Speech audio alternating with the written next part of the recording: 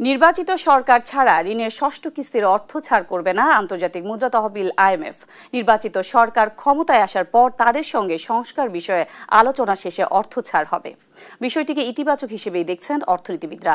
বলছেন, রাজনৈতিক সরকার গঠন না হওয়া পর্যন্ত বিনিয়োগকারীরা যেমন বিনিয়োগে আগ্রহী হবেন না, তেমনি দাতা সংস্থাগুলো ঋণ ছাড়ে আগ্রহী নয়।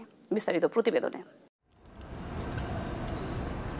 রিজার্ভের ধারাবাহিক পতনে আর্থিক নিরাপত্তা নিশ্চিতে বাংলাদেশকে 2023 সালে $470 কোটি ঋণ সহায়তা দেয় IMF। পরে 2024-এ অন্তর্বর্তী সরকার এসে চুক্তি করে আরও $80 কোটি ঋণ। তবে সংস্থাটি থেকে অনুমোদিত ঋণের $550 কোটি টাকার মধ্যে পাওয়া গেছে মাত্র $360 কোটি। এই কিস্তি ছাড় পেতে বাংলাদেশকে পূরণ করতে হয়েছে একাধিক কঠিন শর্ত। জ্বালানি খাতে ভর্তুকি কমানো, ডলার বাজারে নমনীয়তা এবং বৈদেশিক রিজার্ভের স্বচ্ছ হিসাব।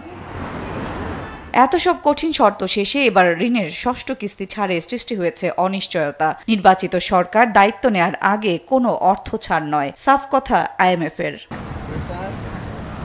সংস্থাটি জানিয়েছে, নতুন সরকারের সঙ্গে আলোচনার পর সংস্কার কর্মসূচি অব্যাহত রাখার প্রতিশ্রুতি মিললেই কেবল ছাড় করা হবে ষষ্ঠ কিস্তির $80 কোটি। রাজনৈতিক সরকার না থাকায় সংস্কার কার্যক্রমের সঠিক বাস্তবায়ন নিয়ে শঙ্কায় আছে IMF-এর টাকা এখন বাংলাদেশের জন্য অপরিহার্য না হলেও বাজেট ঘাটতি মেটাতে দাতা সংস্থার ঋণ অপরিহার্য বললেন CPD নির্বাহী পরিচালক ফাহমিদা খাতুন। $4.7 বিলিয়ন যে প্যাকেজটা ইকোনমিক প্রোগ্রাম, সেটার বাইরে তাদের অন্য সাপোর্ট যেগুলো দেওয়ার সেটা থাকবে বলে আশা করি। সেই ধরনের সাপোর্ট তো সরকারের লাগে, বাজেটের সাপোর্ট আন্তর্জাতিক সংগঠনগুলো থেকে বিশ্ব bank, IMF, Asian development bank, এই ধরনের যে আন্তর্জাতিক প্রতিষ্ঠানগুলো, তাদের কাছ থেকে সহায়তা লাগবে।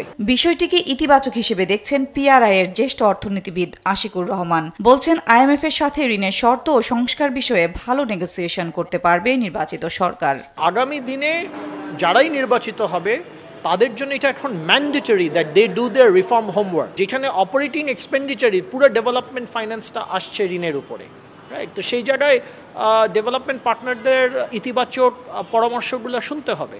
তো আমি মনে করি this is a positive side. ষষ্ঠ কিস্তিতে IMF থেকে প্রায় $80 কোটি পাওয়ার কথা। তবে চলমান সংস্কার কার্যক্রমের ধারাবাহিকতা এবং নতুন সরকারের নীতিগত অবস্থান স্পষ্ট না হওয়া পর্যন্ত অর্থ ছাড়ে অনিচ্ছা প্রকাশ করেছে সংস্থাটি।